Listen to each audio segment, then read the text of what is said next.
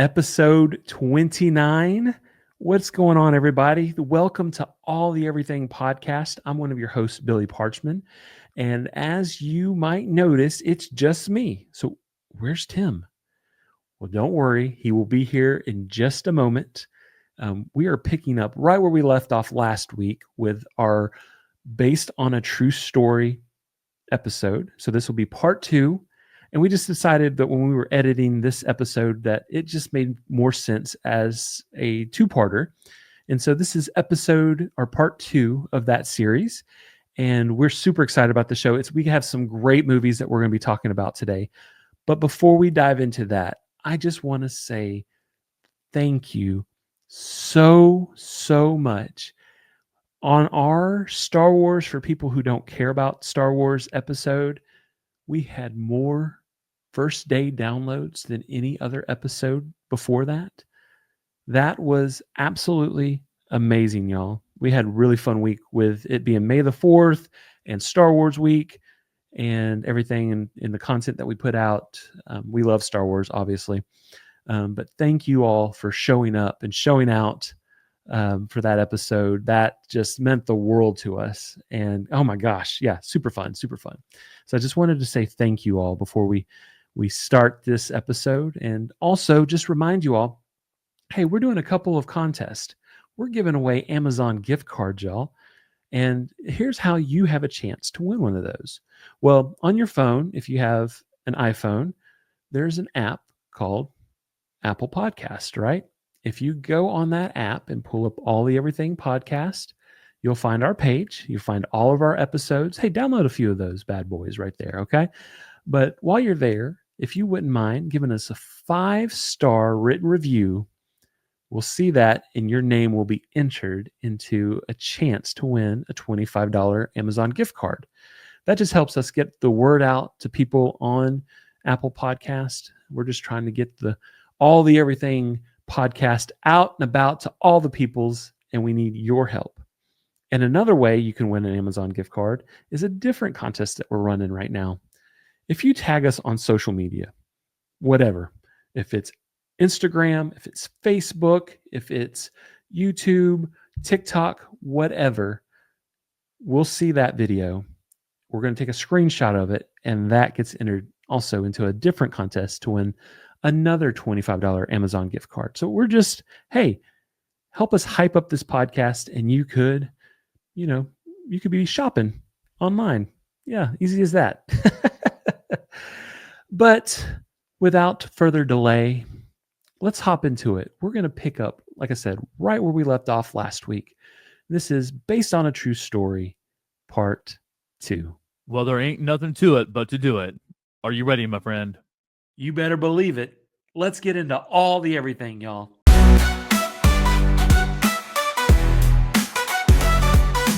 All the everything, we've got it all. We've got it all, small, big or tall.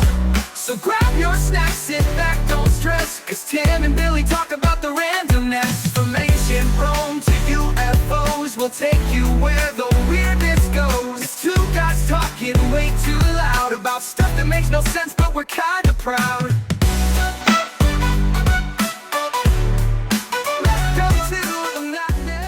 All right, so we're about to hit the gas. I mean, like literally, right? Okay, so my next movie that I'm going to talk about is Ford versus Ferrari. Excellent. So it's such a good movie, man. If you love cars, you love racing, this one is just a great based on true story. The Ford Motor Company wanted to take on Ferrari in the famous French race. It's a 24-hour race called Le Mans. It's brutal. It's people die in this race. They're basically driving in like, so it's like this insane. And to win it just gives you like this racing glory. So basically, in order to do that, Ford reaches out to Carroll Shelby. And I first heard of Shelby from the movie Gone in 60 Seconds. Right. Have you seen that? Yeah. Oh yeah. So the unicorn in that movie was a Shelby GTO Mustang, right? Eleanor. And so it was like, that was like the the coolest car in the whole movie. And so that's kind of where I first heard of Carroll Shelby and stuff like that. But this movie was released in 2019, directed by James Mangold, Walk the Line, Logan, and it's based on the true story in the 1960s of the American car maker Ford. He went head to head with Ferrari. And so it centers around Carroll Shelby, like I was talking, who was played by Matt Damon. He's a former racing champion turned car designer. He's bold, he's fast talking, he's fiercely passionate about building cars and winning. And then it also focuses around Ken Miles. He's played by Christian Bale. He's a hot-headed British driver. I love that. I love his character. Oh, he does. Christian's like one of those method actors, right? Yeah. And he played him to a T. He's got this driving talent. He's got zero interest whatsoever in corporate games. He he was just perfect for this role. And what was kind of crazy, a little fun fact, a little preview. The movie that Christian Bale filmed before this movie was the one where he played Dick Cheney. And so he gained all this weight for that role. And then Ken Miles was this kind of like scrawnier guy, right? So he went from that movie where he gained weight to where he had to actually lose a lot of weight. And just the transformation was incredible because he was this kind of like wiry, kind of skinny racer guy, right? And so he pulled it off. But the Ford Motor Company and Shelby, they team up to build this race car, a Ford GT40. They want to beat Ferrari, and so they want to come up with this car. And so there's a lot of drama because you got to make the car fast, right? Obviously, right. You've got to make the car durable, but it's got to be light, and it's got to be able to hold up for driving 200 miles an hour for a day straight, right? And so how do you do that? And Ferrari just dominated this race, right? With their, Italian engines and their for years they dominated it. Yeah, for years. And so this story just was that whole tale of how they get this car going. And like one of my favorite scenes is, they kind of in the thick of it. They're battling against Ford a little bit, like button heads, right? And Mr. Ford comes to them. And so Matt Damon, who plays Shelby, gets him in the car and he just takes off, right? Yeah. And he's just driving and it's like scaring Mr. Ford.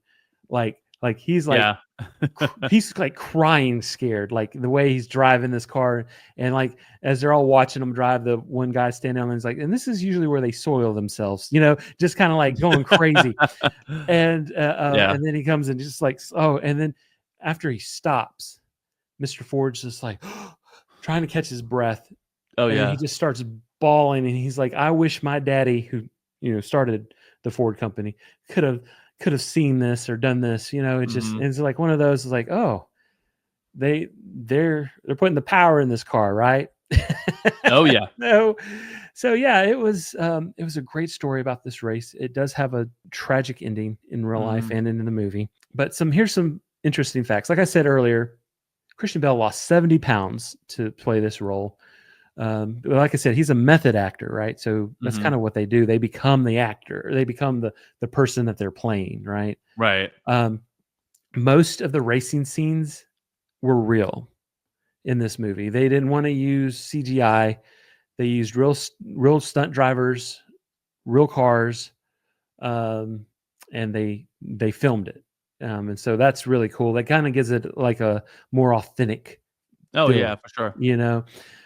And this is the funny thing. Matt Damon didn't know how to drive a stick shift before. Oh, really? Yeah, but he had to teach himself how to drive a stick to work on this movie. Wait a minute. He's Jason Bourne. Jason Bourne can do anything. Exactly. So that's drive a just stick like, shift, Jason Bourne. what the heck? What the heck? Yeah. The original title for this movie was Go Like Hell. That was the name of the book that the movie was based off of. Oh, okay. But for marketing purposes, they thought Ford versus Ferrari was more marketable, so they changed it. And then the Le Mans race scene took over 30 days to film. So that's how intense it was. Yeah. But just kind of talking about some of the numbers on Ford versus Ferrari. had a budget of $97 million. It grossed $225 million worldwide, which is not bad for a sports drama. That's a history movie as well. But it picked up 4 nominations for the Oscars, including Best Picture, and won 2 Academy Awards for Best Film Editing and Best Sound Editing. So, when you have a car movie, sound editing is where it's at, right? Oh, yeah. It's all about the sound. But yeah, this was just a really cool movie. I wouldn't say, parts of it are fun. Like I said, it ends hard. Yeah. And so I do recommend, if you are a car person and have never seen this movie, check it out. It's definitely worth the watch. Absolutely. Especially if you're a car person. Leslie and I, neither of us are car people. I don't like watching racing or anything like that, but we both absolutely love this movie. Oh, it's yes. And that just tells you how much they do with the storytelling of the characters and the families and everything that goes into it. So 100%. Excellent movie. Up next, all right, on our next based on a true story, we're diving into one of the most powerful, most unlikely, most absolutely real stories ever turned into a major motion picture. This is the true story behind the movie Erin Brockovich. Oh, wow. Okay. Yeah. Great movie. This is a story about poisoned water, corporate greed, environmental justice, and one woman who refused to stay quiet. That's right. Yeah, exactly. This is the kind of tale that sounds like it had to be fiction. A broke, unemployed single mom with no legal training goes head to head with one of the most powerful utility companies in the country and wins the largest direct action lawsuit settlement in U.S. history. It really happened. So let's talk about the movie, what they got right, where they took some creative liberties, and what happened to the actual people of Hinckley, California, after the camera stopped rolling, and why the story still matters more today than ever. Mm-hmm. All right. Are you ready to find out about the real Erin Brockovich? Let's do it. All right, let's do it. Let's start with the woman herself. Erin Brockovich was no lawyer. In fact, she didn't even finish college. She had 2 kids, no job, and no idea what her next move would be when she walked into the law office of Masery and Vidito in California. She'd been in a minor car accident, lost her case, and basically begged the attorney, Ed Masery, to give her a job. Reluctantly, he did. And from a dusty box of medical records and real estate files, Erin stumbled onto something strange. She found paperwork from Pacific Gas and Electric, also known as PG&E, we'll talk about here in the story, involved in land purchases in Hinckley, a small California desert town. But what caught her eye?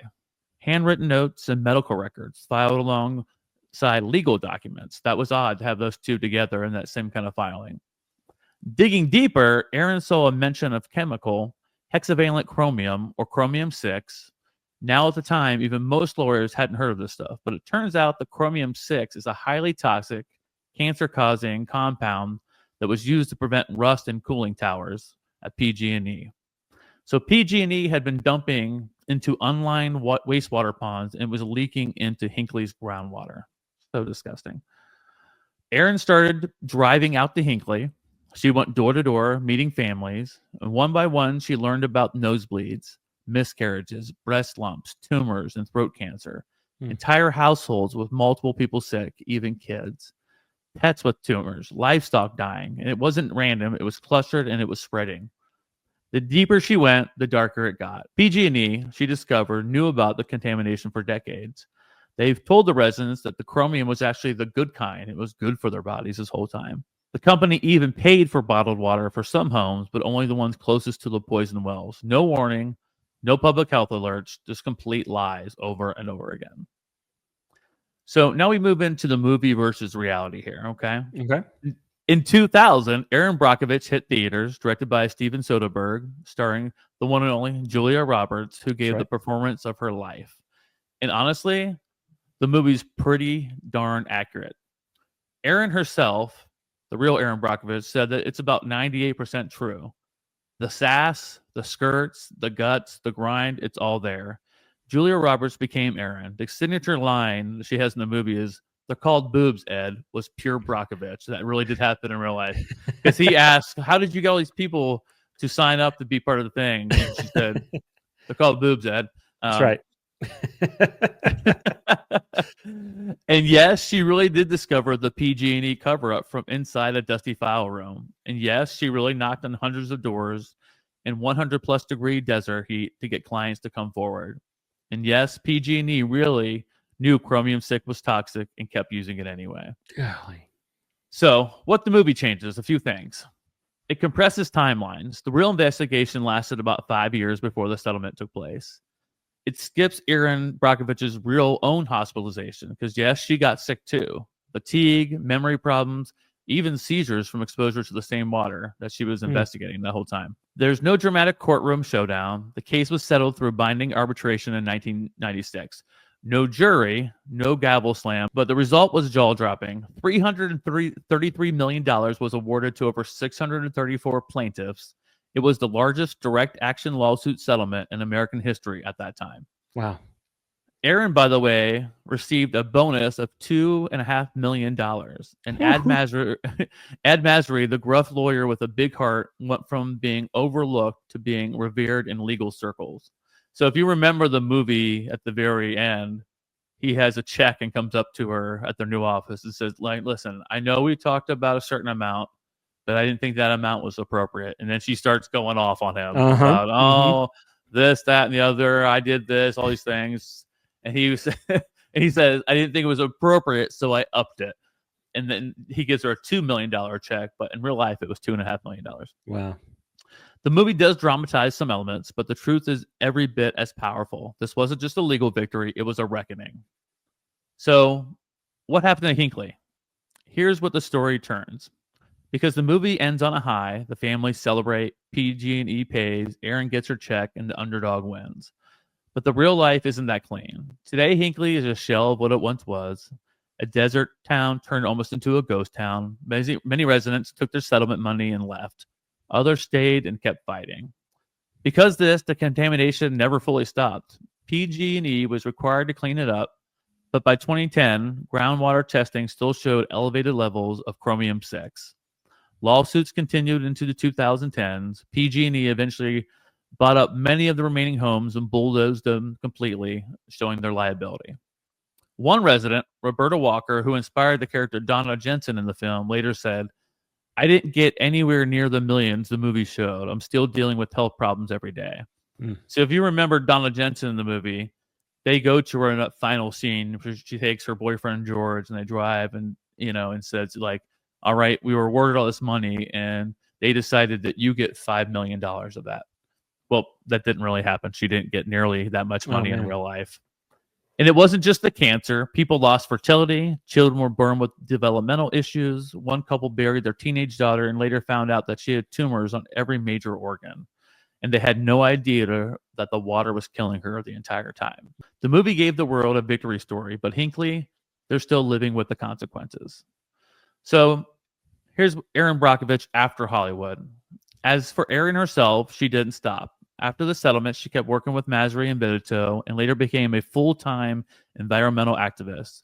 She took on similar cases around the world, or not around the world, I'm sorry, around the country, including Kettleman Hills, California, another PG&E insight, earned, Erin helped them earn a win of $335 million settlement for 1,200 more people. She investigated toxic mold in homes. She became the fight against the Flint water crisis, warning early on that Michigan officials were downplaying the lead contamination. And we all remember that in Flint there. They couldn't even drink their own water. She received over 10,000 letters and emails after the film came out begging for her help. That's crazy. Yeah. She then published a book in 2020 called Superman's Not Coming, where she breaks down the systematic failures in the U.S. after water regulation.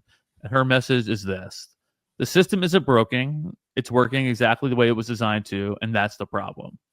She's now a grandmother in her 60s, still showing up to protesting, testifying before Congress, and mentoring the next generation of whistleblowers. Her website logs environmental complaints across the country. She's become a symbol, a watchdog, and a warrior for clean water. And then the film's legacy. Let's not forget the movie's role in all of this. Erin Brockovich wasn't just a hit, it was like a phenomenon. 5 Oscar nominations. Wow. One Oscar win for Julia Roberts, grossed over $250 million, sparked a nationwide awareness of environmental issues in the chemical chromium-6, and it changed how Hollywood portrayed women, whistleblowers, and working class heroes. So think about it. Before this movie, how often did we see a single mom in leopard print heels taking down $1 billion utility company and actually winning? It inspired other films like Dark Waters, The Devil We Know, and Promised Land, and it brought environmental justice into pop culture. And to this day, with passion, I say, when there's a water crisis, whether it's in Flint, East Palestine, or a small town in Texas, someone always asks, where's the Erin Brockovich of this town? And her name became a verb, and that's the legacy. So the final thoughts, this story, it's not over. Chromium-6 is still legal in most of U.S. drinking water at low levels, which I think is absolutely ridiculous. Mm-hmm. The EPA has been slow to regulate it, despite growing research on its dangers. Cities around the country, including Chicago, Phoenix, and St. Louis, have found traces in their water as well. So this is not history. This is now. This is what's happening currently. And Erin Brockovich, the woman, still believes that regular people are the answer, not superheroes, not politicians, just people who care enough to act. You don't need to have a law degree. You don't need to be a scientist. You just need to use your voice, she says. So maybe the real story isn't just what she did. Maybe it's what you can do. Thanks for hanging on with me for this deep dive on Erin Brockovich. But if you love the movie, now you know the whole story. The raw, unfinished, still unfolding truth behind the Hollywood headlines. The one personal, powerful, and real. And it reminds us that one person can change the world, even if the world fights back. Mm. And that's the story of Erin Brockovich. There you go. Awesome. Yeah. Dude. That's I love that movie. I absolutely love Erin Brockovich. That's another movie I've seen countless times. I started watching it again last night before I fell asleep in my recliner, but that's neither here or there. It's one of those movies you see TikTok clips of it, like and then you start thinking about that movie, and then once you start thinking about the movie, you end up watching the movie. TikTok gets me all the time with videos and movies like that. Oh, it sucks you right back in. Right. Mm-hmm. You're like, dang, I haven't seen that movie in forever. Exactly. It's time. Oh, I got to watch it because I saw a TikTok clip. Golly. Yeah, all about it. So, so that was Erin Brockovich. Hope you liked it. That was really good, sir. Thank you. All right, we're moving on to your my final based movie on a true story. What do you have for us? Well, this movie is just so crazy, so wild. You would swear it was a made-up movie, but it wasn't. My next movie is Catch Me If You Can. It's a cat and mouse, chase of a movie. Yes. And, it involves fake checks, forged identities, and one very real con artist who managed to pull off some of the boldest scams in modern history, all before he turned 21 years old. It's insane. Like you would watch this movie and you would literally think this movie was written by Hollywood because it's so for sure. And this was a real life story. We've got Leonardo DiCaprio, Tom Hanks, Steven Spielberg, and a story that's just, it's really too crazy to believe. So let's get into it, okay? I just have to say, when you picked this, I was like, you were dang. mad. Because this is another movie I have seen probably like 15, 20 times. It is so Me too. Freaking good. Okay. Me too. I love this movie. So Catch Me If You Can was released in 2002 and was directed by the legendary director Steven Spielberg. It tells the incredible true story of Frank Abagnale Jr. As a teenager, he successfully posed as a Pan Am pilot, a doctor, and even a lawyer, all while forging millions of dollars in checks and staying one step ahead of the FBI the entire time. The film stars Leo DiCaprio. He's this charming young guy that just brings this boyish innocence and slick confidence. He just brings that to this role, right? You wanted to root for him, even though he's breaking the law. Oh, yeah. Opposite of him is Forrest Gump, aka Tom Hanks, who plays this no-nonsense FBI agent who becomes obsessed with tracking Frank down. And their relationship is surprisingly what just like so heartfelt about this movie. It's so crazy. It is crazy, yeah. It's funny, and it's like I said earlier, it's this cat and mouse game, but with like mutual respect from both of them. Also in the cast as is the legendary Christopher Walken, who I'm walking over here. Who plays Frank's father. Mhm. This performance earned him a Oscar nomination. Give me your best Christopher Walken's impression. Oh, I don't have one. Like, I just You gotta have more cowbell, baby. yeah, I can talk about more cowbell all day, but I can't do it. Yeah. Hey, I'm the cat of the walk. Yeah. Whatever. I got a fever. I got a fever. More prescriptions, more cowbell, baby. Yeah. Oh my gosh. He dances in like every single one of his movies. He loves to dance. That's just he's a great dancer. Oh, he's fantastic. You have the lovely Miss, and this is making her second round here. Miss Amy Adams is in this movie. She plays Brenda, who is Frank's love interest. And then you have her father in the movie, Mr. Martin Sheen, who's one of my favorite actors. Because he was in The West Wing. He is in The West Wing that I am currently watching now for the 15th time in a row. I love it. Oh my like gosh. I usually, I just love it. It's ridiculous, but Martin Sheen's in the movie, so just that's the extra step right there. It's already a fantastic movie, but just put it over the top. Yeah, huge cast. So this movie spans continents and careers as Frank hops from identity to identity. But under all the cons and disguises, it's a story about loneliness, longing, and the need for connection. So let's learn about the real Frank, okay? So how much of it is real? And surprisingly, a lot. Yeah. So Frank really did impersonate a pilot, a doctor, and a lawyer.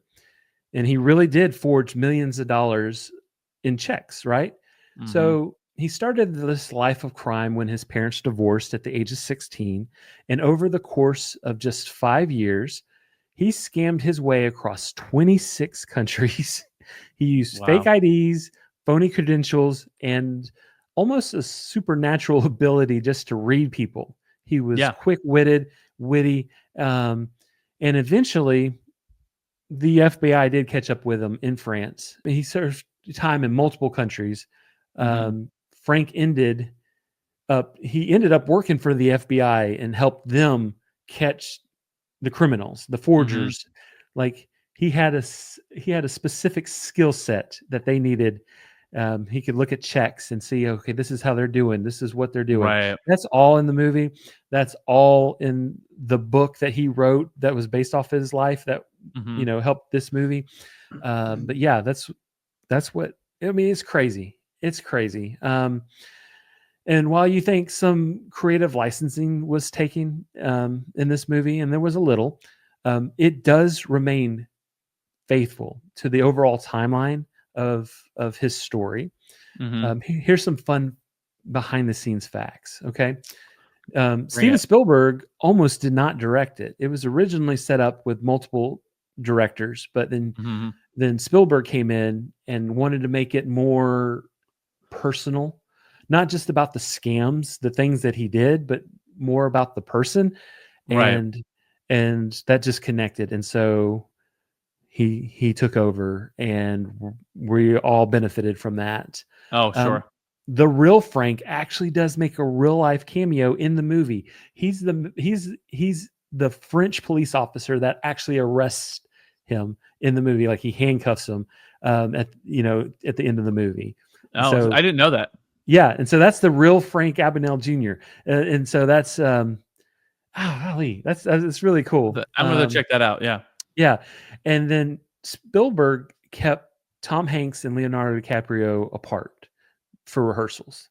He wanted like that real tension, like they, Right. And so that brought like a whole nother element to the movie when they actually filmed together, because they had never rehearsed together on that. And so you get that kind of face to face. So he purposely kept them apart, which was kind of cool too. many of the scams that were portrayed in the movie actually happened. Could you just imagine getting a pilot's uniform and talking your way on a flight and doing No. that, just flying wherever you want? He really did pass the bars exam in Louisiana, which was he's like, how'd you pass the bar, Frank? Yeah. How'd you pass the bar? He's like, that was real. I actually studied and passed Yeah. it. Just That's the studied whole for a thing couple the whole weeks. time in that movie where he's constantly asking him, "Tell me how you did Yeah. it. I Tell mean, me how you did it." he's a real life genius. I mean, if you could study for a few weeks and pass a law bar, that's crazy. He also he took over working at a hospital with no medical training whatsoever. Like he just becomes like the supervising doctor, or if you will, and they Yeah. call him, they page him to come, and this dude's like bleeding out, and he's like about to faint in the Yeah. movie, and so he's asking like the residents, what would you do? And they're like, Do you concur? do you concur? I love that. Because he got off that. So what he would do is watch TV shows Yes. about lawyers or doctors, and they would say these things, so he would use them in the movie. He would, the whole scene of Christopher Walken talking about the two mice falling in a bucket of cream, that was all improvised. That was not in the script. And that's like a huge That's a part huge of the part of movie. the movie. Yeah. So he improvised all of that. So you definitely need to check that out. And when you see that scene, just know that, hey, that's all Christopher Walken, baby. Hey. Yeah. The production budget was $52 million. This grossed over $352 million. Wow. It had 2 Oscar nominations for Best Actor in a Supporting Role, Christopher Walken, and Best Original Score by the legendary, he makes his appearance here again, John Williams. I mean, what is I this man? love the music for this. This is fantastic. If there's any music says spy movie or mystery spy kind of thing, it's that music for sure. Absolutely. I want to do just a dedicated episode on John Williams. Like it's just, oh my gosh, it's so good. So yeah, this was just a critical and commercial hit for Steven Spielberg. And I mean, how could it not fail? Like, you have this fantastic story that's real. Yeah. You have these amazing actors that are just legendary. You have heart in this movie. And it's super entertaining. Super entertaining. It's one of my favorite, not just based off of true story movies. It's one of my favorite movies. Just in absolutely. General. So it's an amazing movie. Yeah. So there you go. Catch me if you can. I'll try to. Yeah. When you told me those, I was like, dang it. Catch me if you can. Yeah. I wasn't even thinking about it actually, but I was like, once you said, I was like, oh, that's one of my favorite flipping movies. Exactly. It's kind of like last week when we were doing our Star Wars draft and you picked Darth Vader. I was like, dang it. Got you back. Sucker. Yeah. Yep. All right. You ready to get into our final story? Our final movie. I have no idea what this is. So, well, I'm glad you are excited. So, yes, sir. I didn't know if you said you were or not, but I am. All right. So, what we're going to do? We're going to dive into a story of survival, courage, and the terrifying edge between order and chaos. This is the real life saga behind the 2013 thriller Captain Phillips, starring our man Tom Hanks. Tom is making another appearance. Man. He is. Like, so you've seen Captain Phillips, right? I have, yeah. That movie is crazy intense. Jeez. I want to start quoting it, but I'm not going to because I don't want to steal any of your thunder. Yeah, please don't. Please do not steal my thunder. I need it. I need all the thunder. So you probably remember the film. Somali pirates hijack an American cargo ship, and a tense hostage situation unfolds.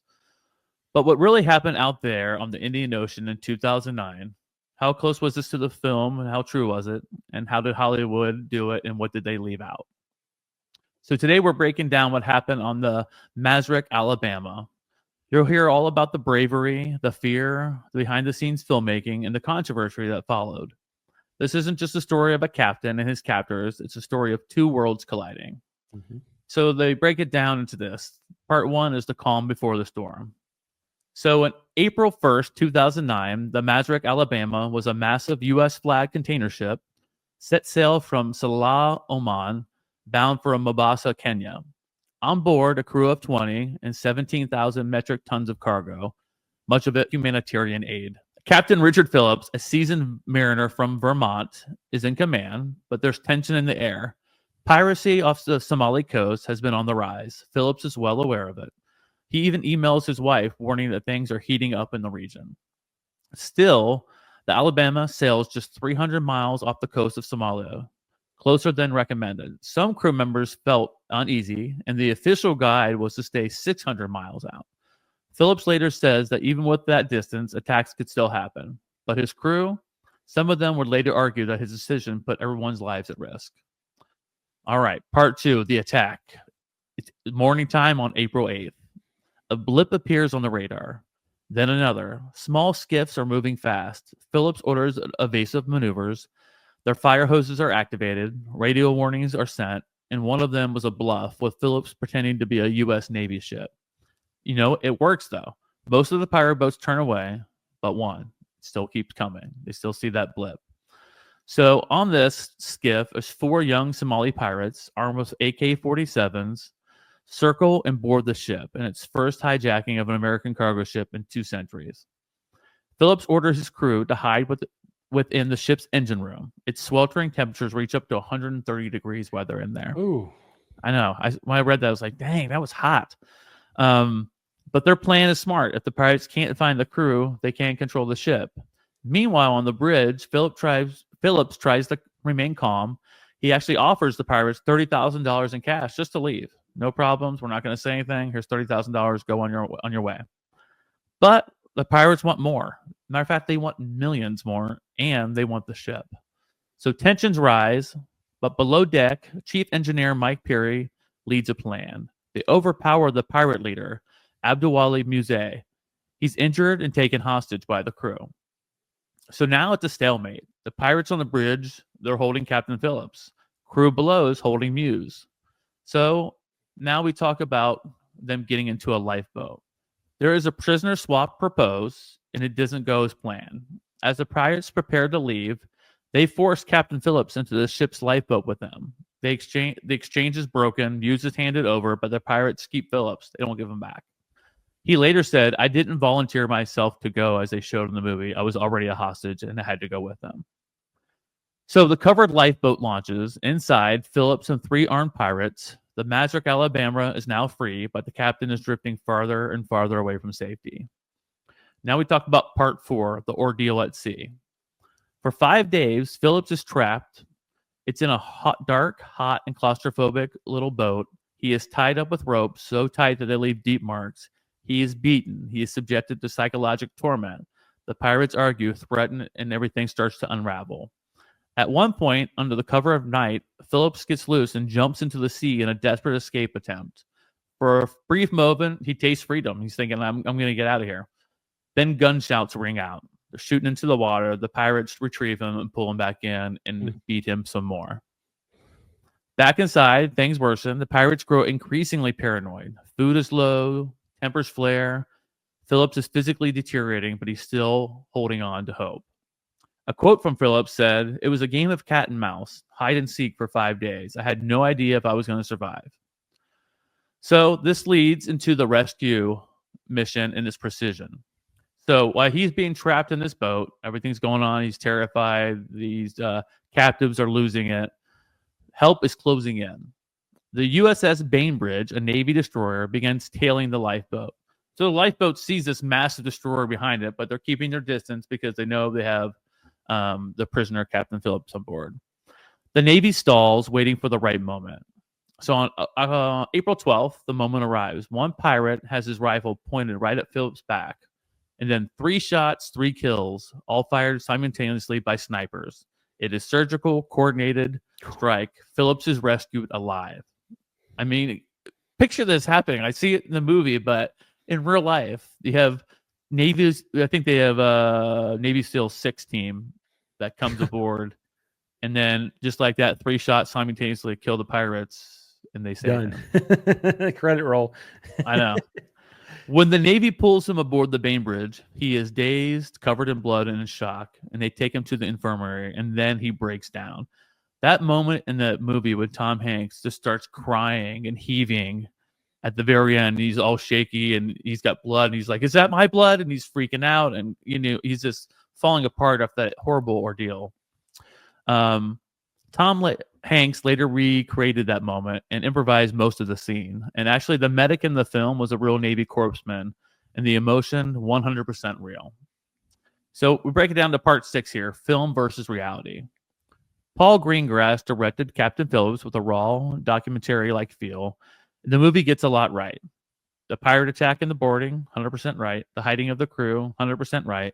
The failed prisoner exchange, 100% right.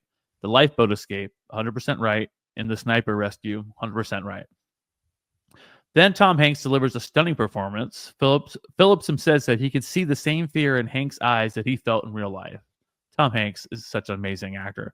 Incredible. And yeah, absolutely amazing. But the film also smooths over some details. In the movie, Phillips seems to willingly offer himself. In real life, he was not a selfless act. Like I said before, he was forced into that lifeboat. Also, they skip over the crew's lawsuit and allegations about Captain Phillips ignoring safety protocols, and that's not mentioned at all in the film. He was supposed to be 600 miles out, and he was 300 miles closer to the shore. The film focuses heavily on Phillips as a hero, but the real story is more complicated. So let's talk about a little bit behind the scenes here. The film was shot on the open ocean using real ships.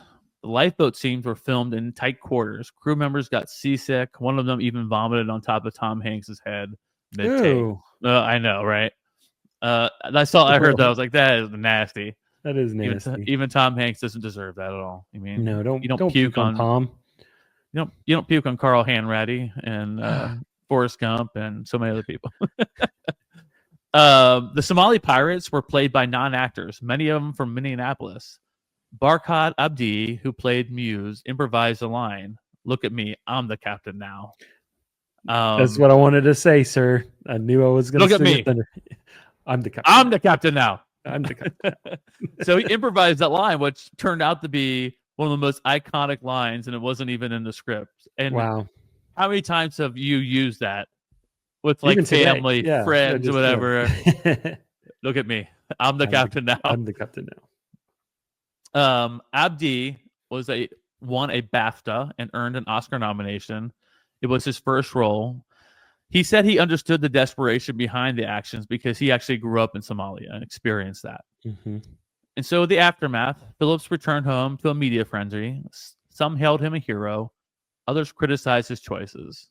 The crew's lawsuit was eventually settled out of court. So they actually did find some guilt there. Sure. Abdul Ali Muse, the lone surviving pirate, was captured and brought to the U.S. He pled guilty and is now serving 33 years in prison. Wow. Phillips actually resumed working on the Mazrik. He continued sailing. In interviews, he downplayed the hero label, saying, "I just did my job."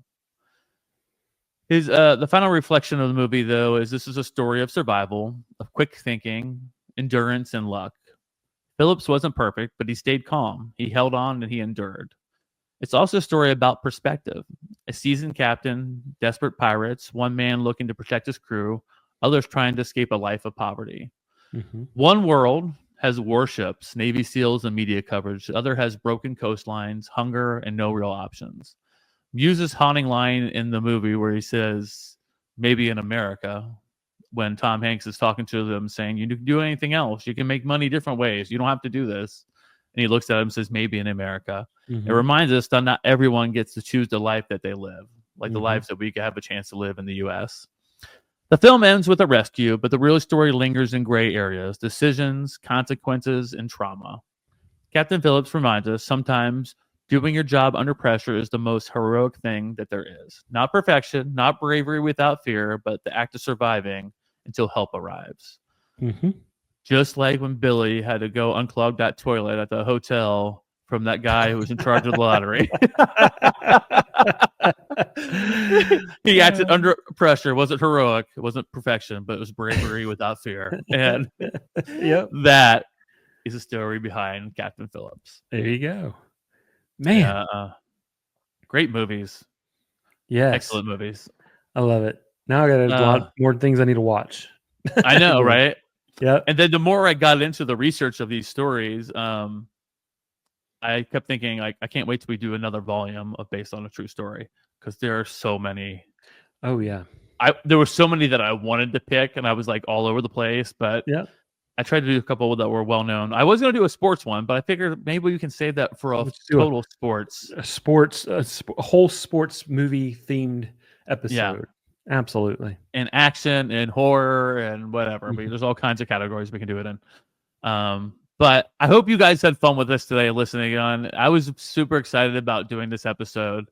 I might have started laughing and crying on the phone when I asked Billy if we could do it. Like, can we do Based on a True Story? Please. No. Yeah. I was And like, Billy that's said actually- no for 20 Yep. times before he said a yes. I said that, wow, that's actually a really good idea. That's a really good topic. And what we're talking about right now was based on a true story. Yep, that is true. I came to Billy and said, let's do this stuff. But anyhow, you did awesome on your stories. I hope you thank enjoyed you. these.